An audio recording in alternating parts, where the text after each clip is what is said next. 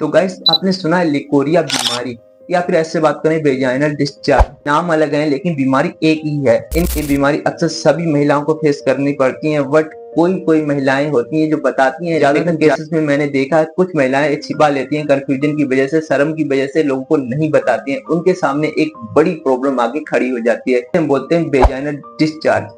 ये जल्दी सही नहीं होती है, आपके इम्यून सिस्टम को भी डाउन कर देती है और कहीं ना कहीं आपको प्रॉब्लम्स में डाल सकती है। तो इसका ट्रीटमेंट देना बहुत जरूरी है। आइए इस वीडियो में सीखते हैं क्या ट्रीटमेंट होगा, क्या सब जानकारी इस वीडियो में आपको मिल जाएगी। तो एवरीवन हम बात करने वाले हैं व्हाइट डिस्चार्ज के बारे में।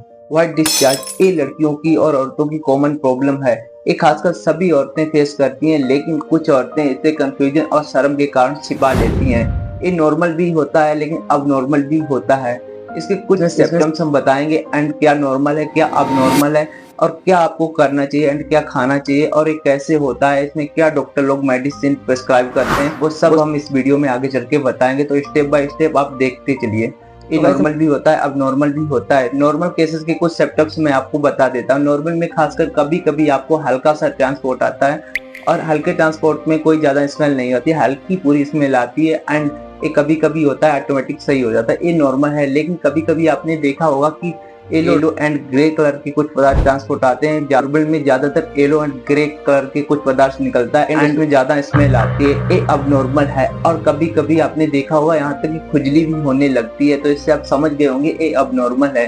तो इस कंडीशन में डॉक्टर से तुरंत कंसल्ट करना चाहिए।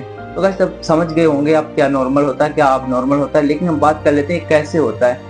व्हाइट डिस्चार्ज को हम लिकोरिया भी बोलते हैं। कभी कभी ऐसा होता है बैक्टीरिया हमारे अंदर घुस जाते हैं एंड उनकी वजह से इन्फेक्शन हो जाता है, उसके बाद हमें व्हाइट डिस्चार्ज होना स्टार्ट हो जाता है। ये नॉर्मल चलते चलते अब नॉर्मल में भी कन्वर्ट हो जाता है। उसके बाद इसको ट्रीटमेंट देना बहुत ज्यादा जरूरी हो जाता है। तो बस एक कारण हो सकता है और दूसरा कुछ ऐसे कारण हो सकते हैं कभी ना कभी किसी महिला ने क्लियर कट ली हो, जिसे हम गर्भ निरोध गोलियां भी बोलते हैं, और वो टाइप के साइड इफेक्ट से भी ये लिकोरिया हो सकती है। एंड कभी कभी डॉक्टर लोग स्टेरॉइड दवाइयां मेडिसिन सजेस्ट कर देते हैं, उसकी वजह से भी लिकोरिया बीमारी होना स्टार्ट हो जाती है। हमने कहा बात कर लिए वो एक कारण है जिससे लिकोरिया होना आम बात हो जाती है। चलो बात कर लेते हैं वो चीजें जिसमें डॉक्टर लोग अवॉइड करते हैं पेशेंट के लिए। अंडरवियर और पैड्स हैं वो कॉटन के यूज करने हैं। इसके बाद अनसेफ पैड कोई यूज नहीं करना है। उसके बाद आपको अगर ऐसी कोई प्रॉब्लम दिख रही है जिससे अब नॉर्मल हो चुकी है तो आपको तुरंत डॉक्टर से कंसल्ट करना है, सारी मेडिसिन अपनी प्रेस्क्राइब करवानी है और मेडिसिन को टाइम टू टाइम खानी है। आगे चल के हम बात करेंगे वो कौन सी मेडिसिन है डॉक्टर लोग प्रेस्क्राइब करते हैं। उससे पहले मैं आपको बता दूं इसमें आपको मीठा नहीं खाना है एंड खट्टी चीजों को भी अवॉइड करना है, नहीं तो आपको कभी न कभी ये प्रॉब्लम फेस करनी पड़ सकती है। ये कोई आम प्रॉब्लम नहीं है, लंबे समय तक चलती है। इसकी वजह से कभी न कभी पेट हमारा लॉस होने लगता है एंड हमारा इम्यून सिस्टम डाउन होने लगता है और घूमनी जैसी आंखों में अंधेरा ऐसी एक कमजोरी फील होने लगती है। तो ये कोई नॉर्मल प्रॉब्लम नहीं है, आगे चल के बहुत बड़ी प्रॉब्लम में कन्वर्ट हो जाती है। इसके कुछ ऐसे सिम्टम्स फेस हो रहे हैं तो इमीडिएटली डॉक्टर से कंसल्ट कीजिए, उनसे अपना जो भी ट्रीटमेंट है वो लिखवाइए और दवाई खाइए। तो गाइस हम बात कर लेते हैं वो कौन सी मेडिसिन है जो डॉक्टर लोग अपने पेशेंट को प्रेस्क्राइब करते हैं। सबसे पहले आती है क्लोट्रीमाजोल टैबलेट।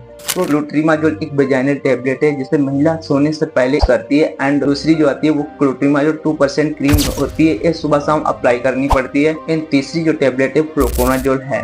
कोनाजोल 150 mg टैबलेट है, आपको एक दिन एक छोड़कर आपको टैबलेट लेनी है। उसके बाद जो तीसरी टैबलेट आती है वो हमारी एजिथ्रोमाइसिन है, सुबह खाली पेट आपको 500 mg लेनी पड़ती है। उसके बाद चौथी टैबलेट जो आती है वो हमारी मेट्रोजिल 400 mg है, आपको सुबह शाम लेनी पड़ती है। एंड पांचवी जो टैबलेट आती है वो टिनिडाजोल है, ये आपको सुबह शाम लेनी है, ये इन्फेक्शन को दूर करती है। ये कुछ मेडिसिन थी जो हमने आपको बताई है, वो सारी मेडिसिन है जो डॉक्टर लोग अपने पेशेंट को सजेस्ट करते हैं। इसके बाद एक सिरप भी सजेस्ट करते हैं जो M2 आती है, M2 TDS में चलती है, सुबह दोपहर शाम 10 ml सुबह, 10 ml दोपहर, 10 ml शाम। इस हिसाब से M2 सिरप चलती है, कंटिन्यू 1 मंथ तक चलती रहती है। सारी दवाई कंटिन्यू 1 मंथ तक डॉक्टर लोग चलाते हैं। ये सारी मेडिसिन 1 मंथ तक चलती है और 1 मंथ के बाद इसका अच्छा आपको रिजल्ट मिलता है। तो गाइस सारी मेडिसिन मैंने आपको बता दी है, लेकिन कभी कभी ऐसा होता है ज्यादा क्रिटिकल कंडीशन होती है तो इससे नहीं होता है। उसके बाद डॉक्टर लोग कुछ अदर दवाई सजेस्ट करते हैं। ज्यादातर केसेस में ऐसा होता है कि इस मेडिसिन से ही काम हो जाता है। कभी कभी ऐसा होता है इस मेडिसिन से काम नहीं होता है तो डॉक्टर लोग दूसरी मेडिसिन प्रेस्क्राइब करते हैं। जो दूसरी मेडिसिन होती है उसके ऊपर भी मैं एक वीडियो लाऊंगा, लेकिन उससे पहले आप इस वीडियो पे कमेंट करना पड़ेगा सेकंड वीडियो, तो उसके बाद हम उस मेडिसिन का भी वीडियो इस पे प्रोवाइड कर देंगे।